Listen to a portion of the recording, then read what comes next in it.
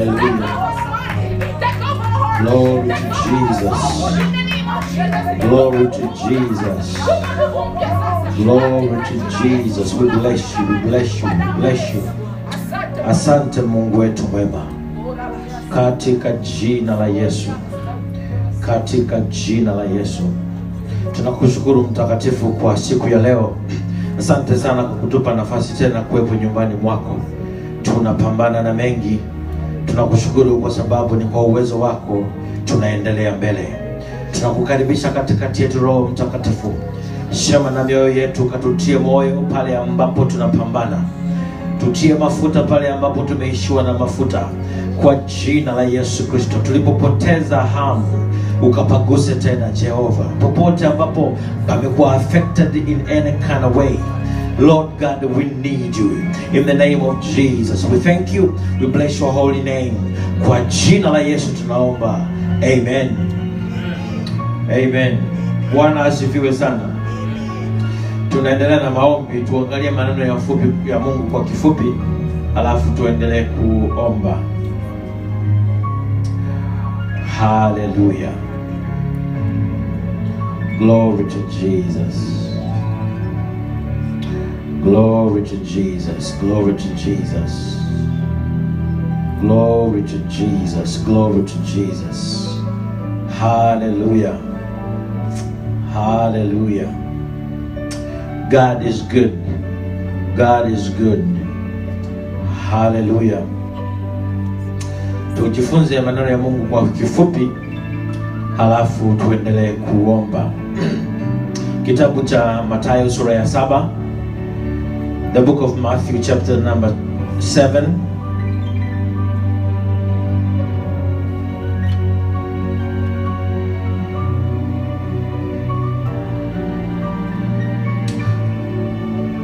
Bwana asifiwe. It's good to see every one of you. Mungu awabariki kwa bidii ambayo mmeifanya kuwepo nyumbani mwa Bwana. Glory to Jesus.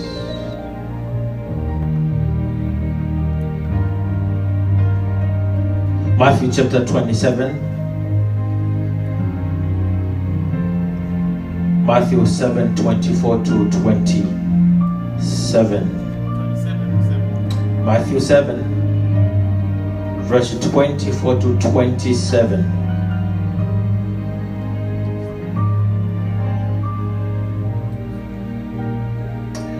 We're going to read. Tutasoma Mathayo sura ya 7 mstari wa 24 mpaka 27. Maneno machache tu ya kututia moyo wakati tunaendelea na maombi ya leo. Tusome. Kuna ambaye na Biblia ya Kiswahili? Utatusaidia kusoma Kiswahili. Nitasoma Kiingereza alafu tutasoma na Kiswahili pia. Tusome. This comes from NIV. Therefore everyone who hears these words of mine and puts them into practice is like a wise man who built his house on the rock. The rain came down, the streams rose, and the winds blew, and beat against that house. Let me read 25 again. The rain came down, the streams rose, and the winds blew and beat against that house. Yet it did not fall, because it had its foundation on the rock. Verse 26. But everyone who hears these words of mine and does not put them into practice is like a foolish man who built his house on a sand. The rain came down, the streams rose, and the winds blew and beat against the house, and it fell. With what? With what? Niwasikia kidogo. With what?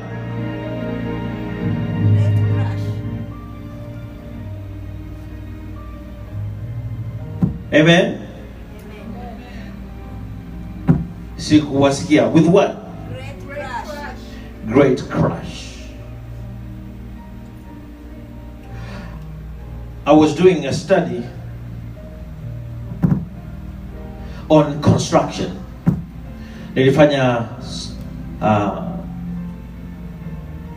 Nilisoma kidogo kuhusu ujenzi, na nikataka tu kutafuta ni nini kinatokea kukiwa na faulty foundation. Faulty foundation. Mjenzi anayejenga jengo lolote au ujenzi wowote, hakuna ujenzi usiokuwa na foundation, sababu foundation ndio inashikilia the whole thing. Foundation ikiwa faulty, somewhere kutakuwa na mpasuko. Kwa hiyo nyumba ikipigwa, mpasuko ukauona, au nyumba ikaanguka, mnatafuta kwanza kujua how did this happen. Tuko pamoja? Kuna aina 4 za ujenzi, na kila aina ujenzi wa msingi ni tofauti. There are 4 kinds of constructions, and every construction has its own kind of foundation. The first one is a residential building construction. Residential building. The second is industrial construction. The third is commercial building construction. And the fourth is heavy civil construction. Again, the first residential, the second industrial, the third commercial, and the fourth is heavy civil construction. Each type of construction project requires a unique team to plan, design, construct, and maintain the project. Bwana asifiwe. Bwana asifiwe sana. Tumekutana kuomba, tumekutana kuendelea kumtafuta Mungu, lakini haya maneno yatatusaidia kama hatujawahi kupay attention kwenye foundation zetu za imani. Yatatusaidia kurevisit misingi yetu ya foundation, kuangalia msingi wetu umejengwaje. Kama kuna mahali hapa kuwekwaga vitu vizuri, parekebishwe, kwa sababu maisha yana winds na blow every day, na winds zinatofautiana each day. Ziko siku ambazo upepo unakuwa mkubwa mno. Bwana asifiwe sana. Kwa hiyo hata mtoto mdogo asipokuzwa na wazazi wawili, kutakuwa na katatizo tu. Tuko pamoja? Kampuni ikiwa established bila uongozi strong, somewhere kutakuwa na shida. Kwa hiyo nataka tutiane moyo wa sisi wenyewe binafsi, bila kupoint finger on anybody, bila kupoint finger kwa mtu yote, kujikagua, hivi foundation yangu ya kiroho imejengwa vizuri? Sasa nifanye haraka hapa kwa sababu sitaki kufundisha sana, nataka tutumie muda zaidi kuomba. Inaweza ikatusaidia. Kwa nikusomea maneno machache hapa. Kama unaweza kuyaandika utayaandika, kama huwezi utayasikiliza alafu utaandika kwa lugha yako mwenyewe unavyopenda.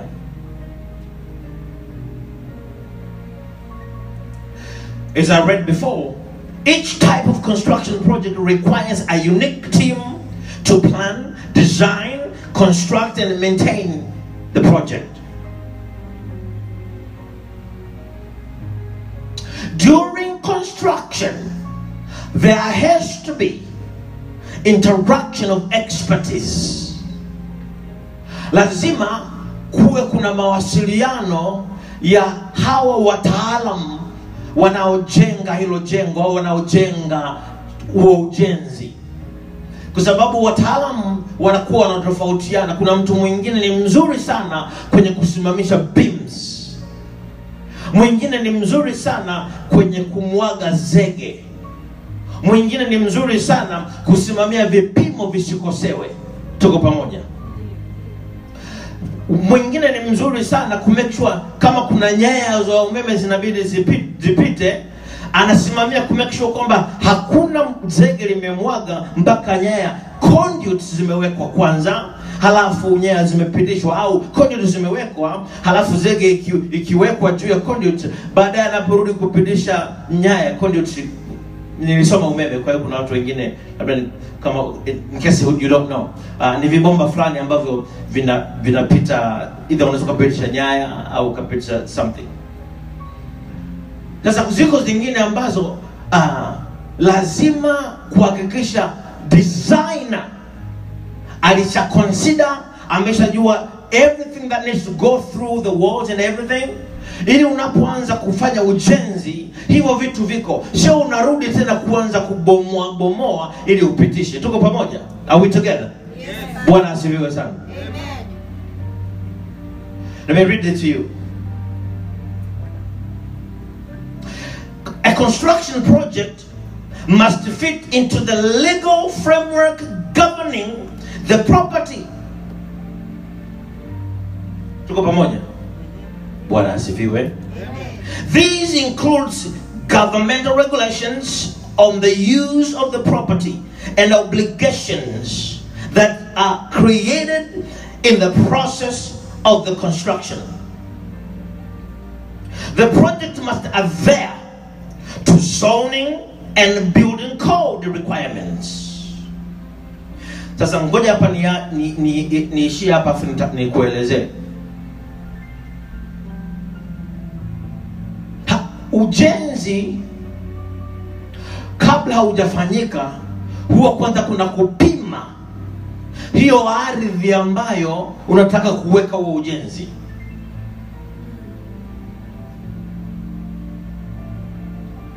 Ukiweka msingi mzuri juu ya ardhi ambayo ina matatizo, lazima uhakikishe kwamba huo msingi mzuri utaweza kukaa mahali ambapo huo udongo sio mzuri. Si nimesema sawa sawa hapo? Are we together?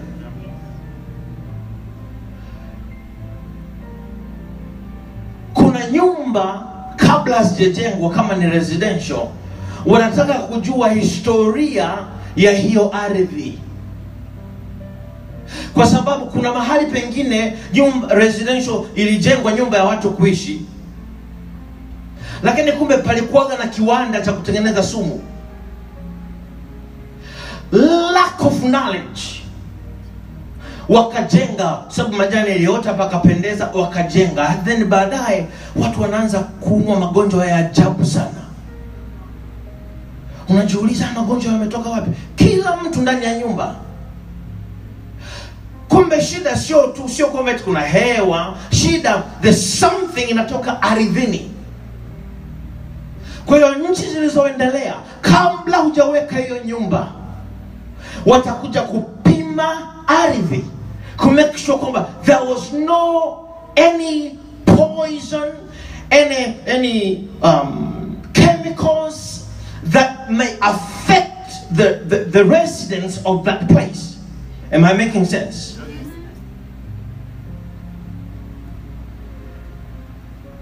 Wakimaliza wao na wakaona this ardhi, if I would say that way, ardhi hii iko sawa, ardhi hii iko vizuri, ndio wanatoa approval kwa watu wa kuanza process ya pili ya kuja kufanya vipimo. Si unajua lazima kuweka vipimo kwanza, and then baada ya vipimo ndio kuchimba. Kwa hiyo hawa wajenzi wote lazima wamsubiri mtu ambaye ana test ardhi, kumake sure kwamba ardhi, the ground is good. Bwana asifiwe. Na mimi naweza nikakudanganya. Na mtu anaweza kudanganya akamwambia hii ndiko vizuri, haina shida. Time will tell. Time will tell. You don't have to push nobody. You don't have to talk about nobody. Just sit and relax, keep living. Somewhere down the road, you're going to go back and say, what happened? Because our adversary, the devil, that's what he does when it comes to the spiritual realm. Mungu atusaidie sana. Yesu anazungumza maneno haya, anazungumzia ujenzi, anazungumzia nyumba ngumu iliyojengwa na a wise. Neno wise man also stands for a knowledgeable person. Mtu ambaye alikuwa na ufahamu wa mahali anapojenga. Kwa alipoijenga nyumba akaiwekea msingi mzito, akijua kwamba upepo utakapotokea nyumba itasimama. Bwana asifiwe sana. Anatumia mifano hii, anasema kwamba lakini asiyekuwa wise alienda kuweka nyumba nzuri, asithamini msingi wa aina gani uwekwe mahali ambapo kuna mchanga. Nyumba ikawa nzuri, inapendeza sana, lakini ulipotokea upepo ukaipiga nyumba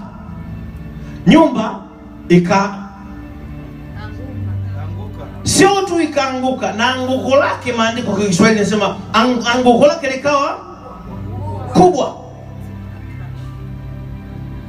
Wewe huhitaji kuwepo pale wakati upepo unapiga. Mimi sihitaji kuwa pale wakati upepo unapiga. Utakuwa kwenye shughuli zako, nitakuwa kwenye shughuli zangu. Upepo ukifika unafanya kazi yake. Tunabakia mimi na wewe tunashangaa. Mnanisikia watu wa Mungu? This is not only for some people. This is for anybody that does not have a strong foundation. Hapa nilipo naweza nikasema nikakwambia I have a strong foundation in faith. Mtanikatalia?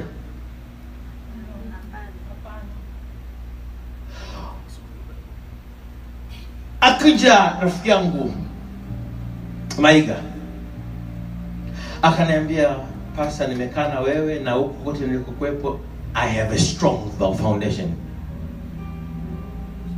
Nitakuwa mjinga kumkatalia sababu anajua anachokisema.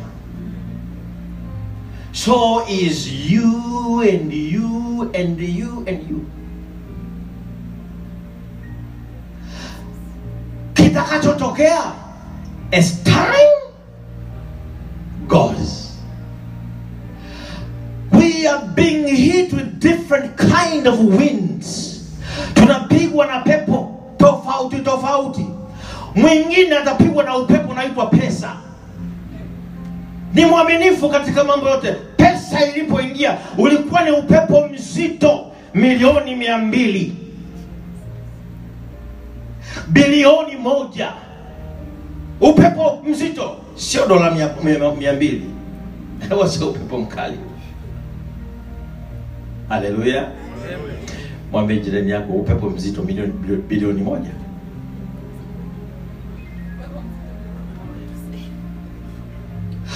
When inapotokea kuna dili la dola, kwa sisi sasa, kwa level yetu hapa ndani labda, au basi kwa level yangu, ninyi wengine inawezekana you may handle this. Kwa level yangu ilitokea dili kwamba Pastor, hii biashara baada let's say ya mwaka mmoja, let's say unapata dola sio mashilingi, unapata dola milioni 1. Halafu naongeza sentensi, hautafanya kazi tena.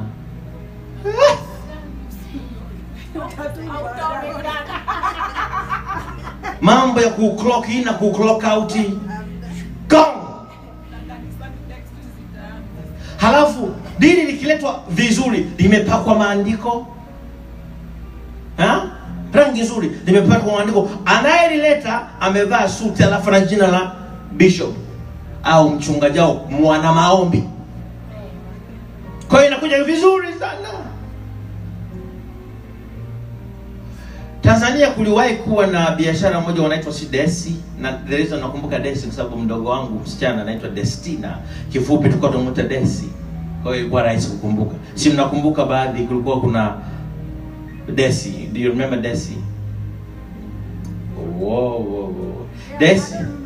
Desi ilikuwa ni kampuni moja, nafikiri ilikuwa na jina la Desi, lakini ulikuwa unapeleka, let's say, natoa tu mfano sasa siwezi kumbuka vizuri, unapeleka let's say shilingi 200,000, na baada ya nafikiri kama ya wiki 6 unakwenda kuvuta labda 600,000. Unakumbuka hiyo kampuni? Yeah. Lakini kulikuwa na kampuni ya Tanzania ikaingia vizuri, walikuwa na usika, wengine walikuwa ni wapendwa wazuri sana. Kwa hiyo wapendwa wengi wakaipenda, na kweli wale wa mwanzo wakawa wanavuta mfwenge. Jamani, mnanisikia? Walioileta wako vizuri, watu wa kanisani. Mama,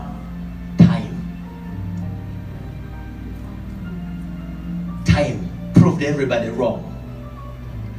Muda ulipofika, wapendwa walioanzisha wakafungwa, wapendwa walioipokea wakajiunga, hela zao, wale ambao walifika kwenye mwisho mbaya, hela zao zika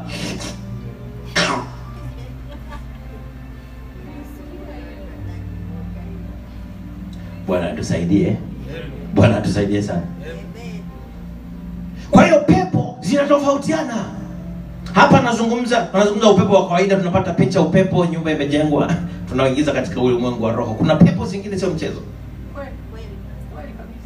Kwa hiyo sasa, kabla hata, na ndio maana nasema tuangalie misingi yetu binafsi.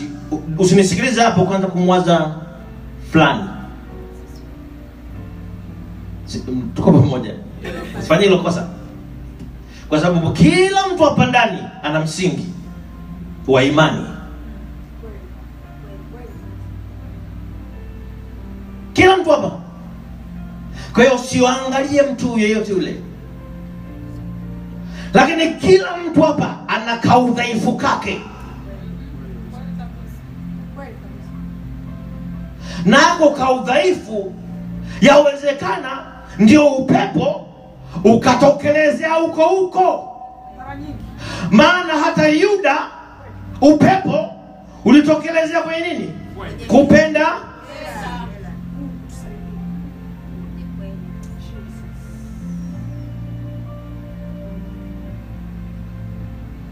Lakini tukikazana kujenga misingi yetu vizuri, na ujenzi wa msingi wa kiroho ni tofauti kidogo na msingi wa jengo. Msingi wa jengo ukishauweka chini, unabaki tu unafanya maintenance. Kitu kimoja ambacho wanakifanya, especially madaraja, kila baada ya miaka fulani, kutokana na mahesabu ya maengineer, kila baada ya miaka fulani huwa wanakuja kufanya renovation. Na kuna miaka ikitimia, hata kama linapendeza, linavunjwa lote. Manake wanajua material zilizotumika kujenga huo msingi. Katika kujenga msingi, there are some materials that are extremely important, watu wa Mungu.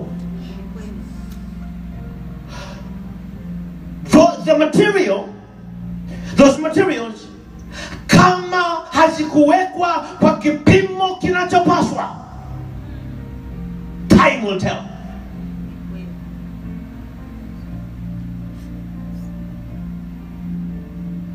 Maandiko yanasema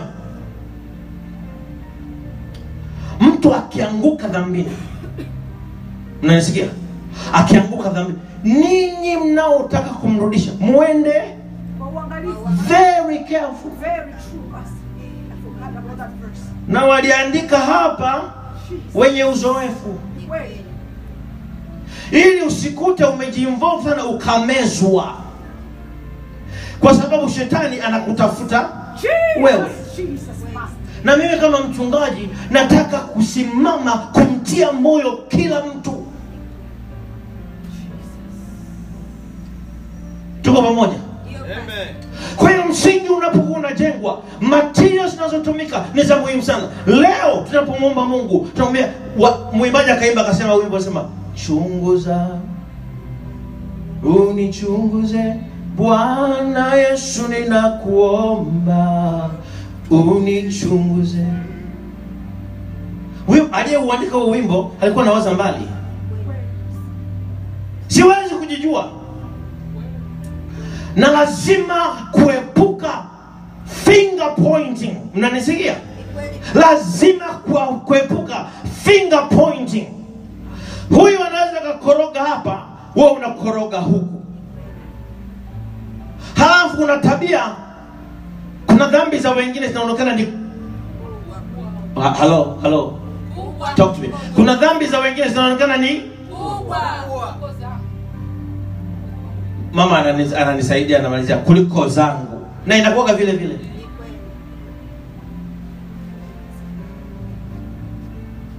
Lakini sivyo ambavyo tunapaswa kuwa as children of one Father, the children of the Most High, watoto wa baba mmoja aliye juu. Hatupasi kuwa hivyo. Mungu atusaidie sana. Kwa hiyo wakati ninajiangalia, nisiwe selfish to just only keep an eye on myself, and I'm not keeping my eye on my brother or my sister.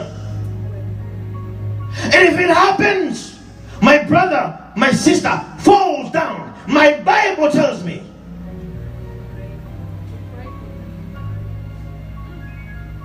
what does it say? No. When I fall, I will get up.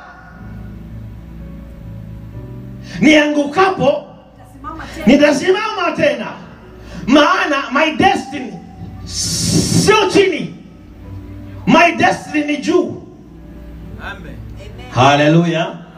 Kwa hiyo wakati ninaendelea, I keep my eye on my brother, on my sister. Inapotokea akagongwa na upepo wa kisulisuli, for any reason, whether ameanguka kwa sababu foundation ambayo sikuwa naijua haikuwa nzuri, si kazi yangu mimi kuanza kumhukumu.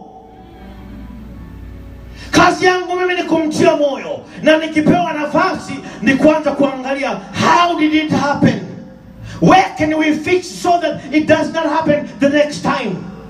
Kwa sababu what you don't want is the same thing to keep on taking you down every year, every 2 years, every 5 years. Hiyo haitakuwa nzuri. Mimi hapa mchungaji wako, bahati mbaya ni mchungaji, bahati nzuri ni mchungaji. Kuna dhambi nikitenda, kuna visu sijawahi kuviona, nitaviona. Kuna mapanga sijawahi kuona, nitayaona, yanapita mbele yangu. Mchungaji mzima unafanya kitu kama hicho? Hivyo mnanielewa? Lakini nazungumza,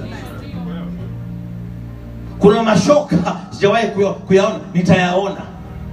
Watu wanataka kunididimiza kabisa, as if nilipaswa niwe malaika.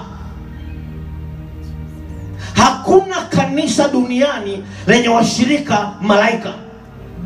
Tangu la mtumishi wa Mungu tunayempenda Brian Carn mpaka wahubiri wote tunaopenda, hawana members ambao ni angels, ni wanadamu. Mungu atusaidie sana.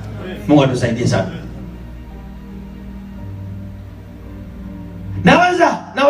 Naweza nikaangushwa na hili, and I pray and I rebuke it does not happen. Kwa sababu kama kiongozi, you gain strength from me. Haupashi hata kusema hivyo hapo mbele, Pastor, be careful. I have to say it. I have to say it. Kwa sababu asiyesema ni mwongo. And I say with all the confidence, I have to stand na ku make sure kwamba you can draw strength from me. Huku nikiwa na matumaini kwamba na wewe huniangalii mimi kama angel. Wasingeandika habari ya David humo. Tuko pamoja? Yes, Pastor. Wasingeandika habari ya Moses kufikia mahali ambapo ahadi ya kwenda kwenye promised land akaikosa. Kwa nini? Kwa sababu people got on his nerve kiasi kwamba he lost his temper. Tuko pamoja? Yes, Pastor. Mnanisikia? Yes, yes, yes. Kwa hiyo tujitahidi kukagua misingi yetu. Kuanzia mimi kumake sure kwamba nakagua misingi yangu. Na wakati mwingine tunafahamu majengo, unaweza kuhisi kama kuna kampasuko fulani kama kanataka kutokea. Tunafahamu misingi nyumbani. Ukihisi kuna kampasuko kanataka kutokea, unachokifanya ni kutafuta namna unapapasua zaidi kidogo, halafu unajaza simenti kule na kazege kupafanya pawe strong. Si ndio? Ndio. Na kwenye ulimwengu wa roho, maisha yetu ya kiroho, ukichunguza kusema kwamba lakini hapa naona hapajakaa vizuri sana hapa. Maana kila nikimwona dada fulani moyo unaenda mbio. Kila nikimwona kaka fulani moyo unaenda mbio. Huo si ni ukweli? Ni kweli, Pastor. Mimi ninachokipendaga bwana ni kuhubiri ukweli. Kwa sababu ukiwa unahubiri ukweli unakuwa free. Ukipretend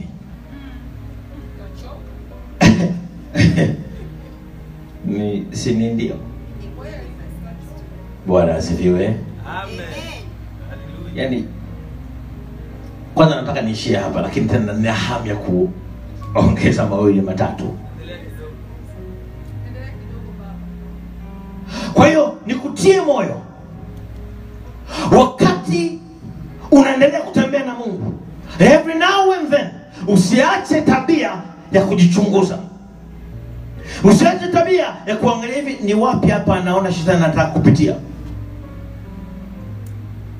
Halafu unapofanyia kazi. Na kuna wakati mwingine unaweza ukapata testi.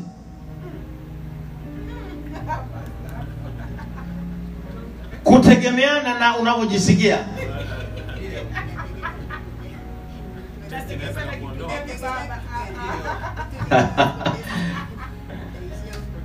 na washukuru kwa response kama hiyo.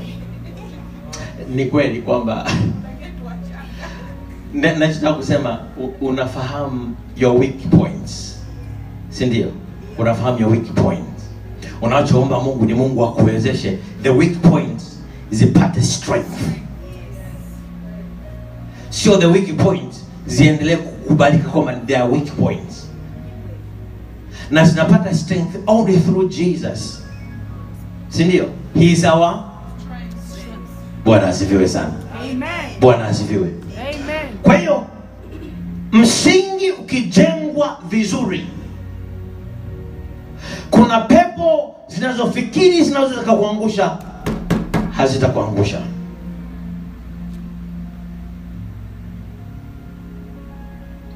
Sasa kuna pepo zingine unakuwa sio upepo, inakuwa ni bomu. Bomu zito inaangushwa hapo. Ngoja nikwambie moja ya mabomu ambayo ni mazito. Hii sio windi, hii ni bomu. Ukisingiziwa vizuri kitu kufanya kabisa, lakini unasingiziwa kwa ajili ya kwenda jela. Nasikia? Halafu mpaka ukaingia jela. Tuko pamoja? Ukiwa jela kukawa kuna mateso jela, halafu huna mtu wa kumwambia akaelewa ukweli, kwa sababu kila mtu anaamini kwamba hicho ni kweli. Kwa hiyo faraja yako ni Mungu anayejua ukweli. Mapepo si mnayajua yanavyo nong'ona. Kuna mnong'ono ukikolea mahali, ukafika mahali umekolea vizuri, unaweza ukamkana Yesu. Ndio maana sio tu kwamba walimwandika David, walimwandika na Peter. Mnanisikia? As strong as you think you are, never ignore how powerful Peter was. Still denied Jesus. Mnanisikia? Never ignore how powerful David was. Still sinned against God.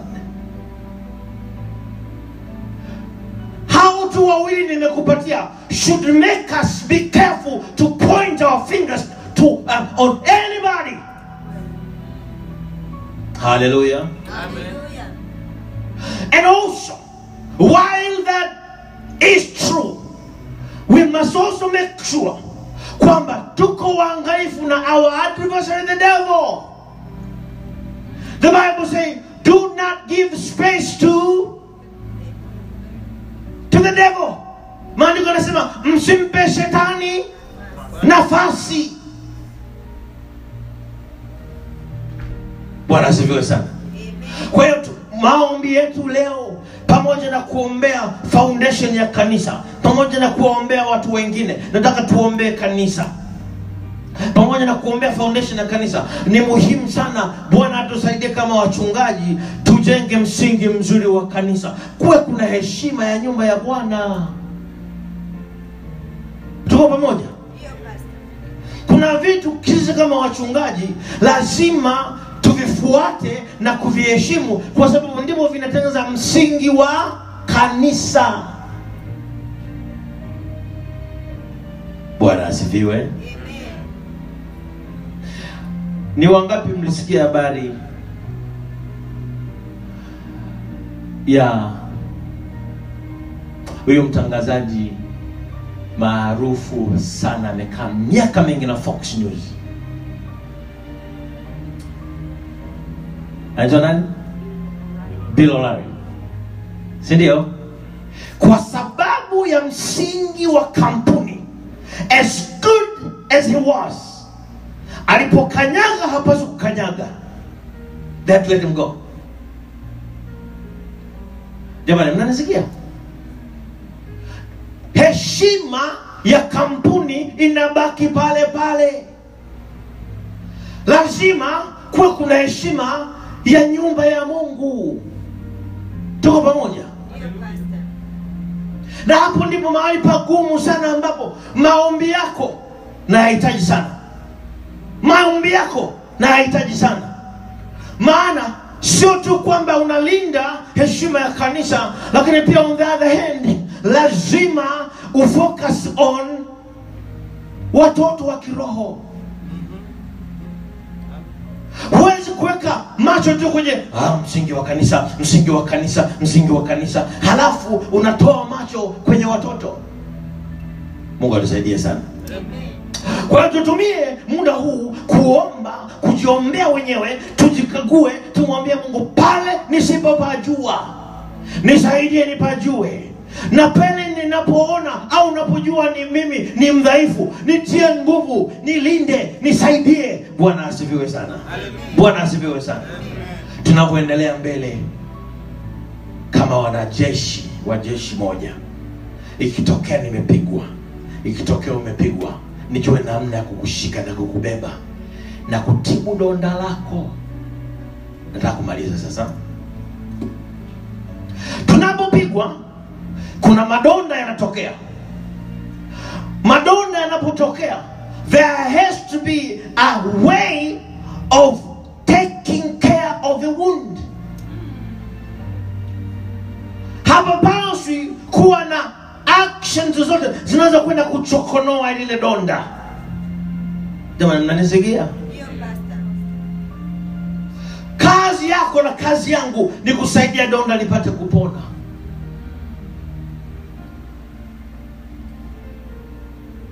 Kwa tunapotembea tukimfuata Mungu, tusijiambie kwamba we are standing, we will always stand, we will never fall, we are just going to be this way. Tusijiambie hivyo. Tumwachie Mungu ambaye ametushika aweze kutufikisha huko tunako press. We are pressing towards the mark. We are pressing towards the mark. Tunakwenda mbele, tunachuchumlia yaliyo mbele. Lakini tunapoendelea mbele, inapotokea ninagongwa ninaanguka, lazima nisimame niendelee mbele. Nisipay attention kwenye huu mwanguko hapa. Na like when nisimame, I have to make note of what made me fall, so that I don't fall again next time. And if I do, my Bible tells me God still forgives. Mnanisikia? Ndio pastor. If I do, God still forgives. But it's very important for me to make sure kwamba sizoei. Yani jamani, ukizoea kitu, unafika mahali hata ukitubu, unaona kabisa hauko unatubu with unaelewa? Ushakuomba msamaha na mtu anaomba msamaha juu.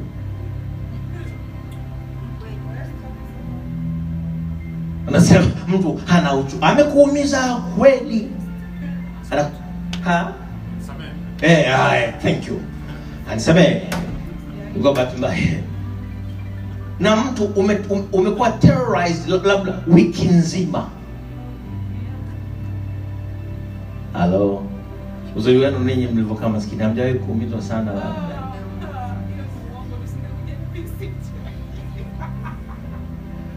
Inasaidia sana ukimuona naye kuomba msamaha anamaanisha. Nimekaa kanisani miaka yangu yote. Zinatokeaga hizo sana. Mtu anafika mahali anatubu, lakini anatubu kwa maneno tu. Na mara nyingine inakuwa ni kifungo. Mtu ameshindwa kutoka kwenye kifungo. Pamoja na hayo yote, watu wa Mungu, tukazane kuombeana, kushikana na kupendana. Nataka kuanzisha season ya kupendana na kuthaminiana. Season ya kupendana na kusaidiana na kuheshimiana. Naposema season namaanisha kwamba naposema season ya kupendana namaanisha kwamba onesha upendo kuliko ule wa mwanzoni sasa. Amen. Na ninyi mlioko hapa leo na wale wanaonisikia on Facebook live, wale wanaoweza kujiunga na mimi, tujiunge, tuanze kuonesha upendo unaokwenda maili nyingi kidogo zaidi. Amen. Amen. Pale ambapo ikilazimika niumie kidogo au kiasi fulani kwa sababu najaribu kukufuata, nifanye kwa ajili ya utukufu wa nani? Jamani, kwa ajili ya utukufu wa nani?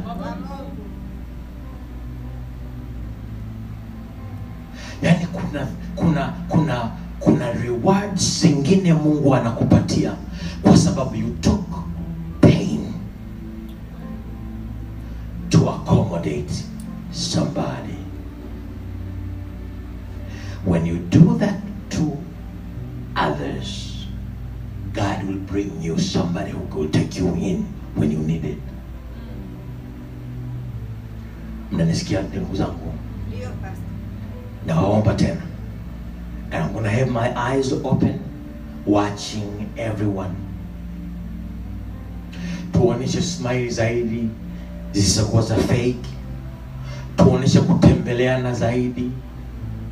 Wengine hapa hata kutembeleana. Yani utakuja kwangu kama kuna ibada ya Ijumaa, au kama nina nyama choma. Nitakuja kwako kama una dina maalum, au kuna katatizo inabidi nije kwako. Lakini ile kutokea tu siku jua liko limewaka vizuri, upepo umekaa sawa, kila kitu kiko sawa sawa, natokea with no reason, nakuwa kazi kidogo. Can we do this jamani? Yes. Can we do this? Yes, Pastor. Tuongeze kutembeleana, tuongeze kupendana. Amen. Biblia inasema hivi, the house that's divided in itself cannot stand. Nimekusomea mstari hapo. The house that's divided in itself, it can't stand. Naomba ujikaze. Hivi unajua Yesu alivumilia mengi sana to take us in. Halafu akatuita tufanane naye. Mnanisikia watu wa Mungu? Akatuita tufanane naye. Tunaimba nyimbo, nataka kufanana na Yesu moyo wangu, si ndio? Tuanze kupractice vitu ambavyo vimekuwa vinatupa shida. Unajua kukiwa na upendo mwingi, Biblia inasema hivi, upendo, nasema love covers the multitude of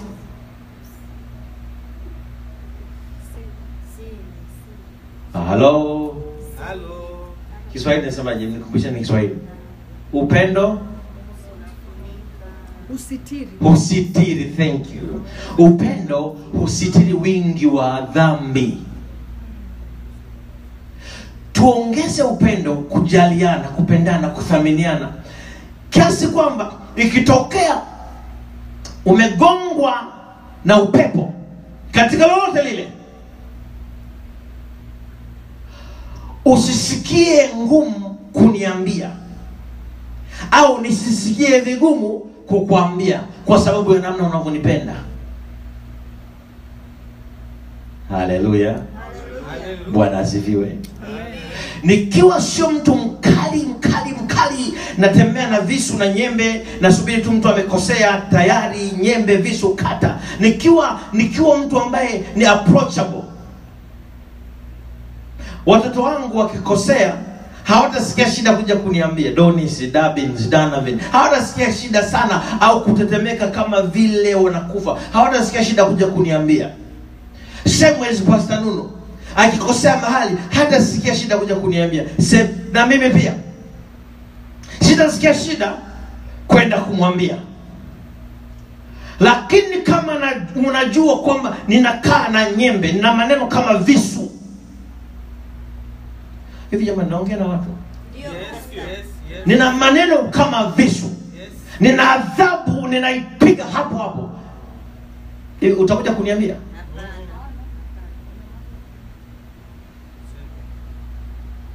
Ili tuweze kujenga mwili mzuri wa Kristo, tuweze kuokoana na kusaidiana, maana tuna safari ya kwenda mbinguni, si ndio? Tuna safari ya kwenda, tuweze kusaidiana, kushikana, tuweze kufika mbinguni. Lazima tujue namna ya kuaccommodate each other, huku tukiombeana na kutiana moyo na kushikana kama watoto wa baba mmoja. Bwana asifiwe sana. Inamtesa mchungaji anapohubiri na kutia moyo na kufanya hivi, na still kuna watu don't want to do it. Nina siku kadhaa sijaweza kulala vizuri.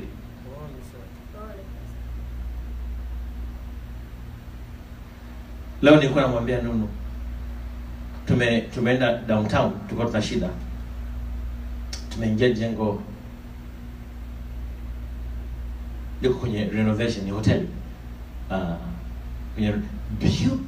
Beautiful ni hoteli mpya.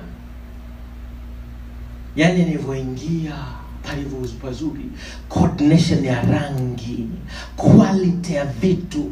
Namwambia Nunu, si kitu tuje tu weekend moja hapa usiku mbili, tukae tu hapa ndani hapa. Yaani tuchukue chumba hapa, tukae tu tutulie. Bila nini, tuache watoto wetu kwenye hapa tu. Natamani kweli kupumzika. Najua si mnanipenda. Ndio pastor. If you can do anything that you think will make me feel better. Yani mimi kanisa linaposafa, I suffer twice. Halafu mimi huwa sisemi sana. Kwa nasafa vizuri kweli. My desire always ni kuona watu wanacheka, watu wanapendana. Ndio furaha yangu inakuwa hapo. Nikikuta au nikijua kuna shida kati ya mtu na mtu, alafu wote nawapenda, yani ni mateso.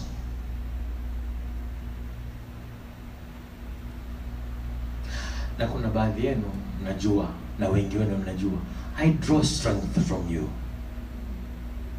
Whatever you can do, and you know I draw strength from you, could you please do it? Najua Mungu atakulipa kwa kumtia moyo mtumishi wa Mungu. Amen. Bwana asifiwe. Naomba tusimame.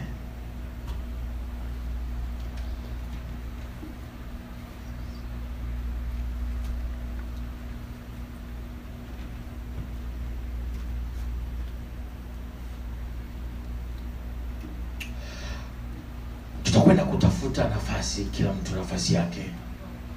Tutaomba. We're going to end our Facebook session. Halafu tutakwenda kuomba. Maombi yetu leo yatakuwa sana very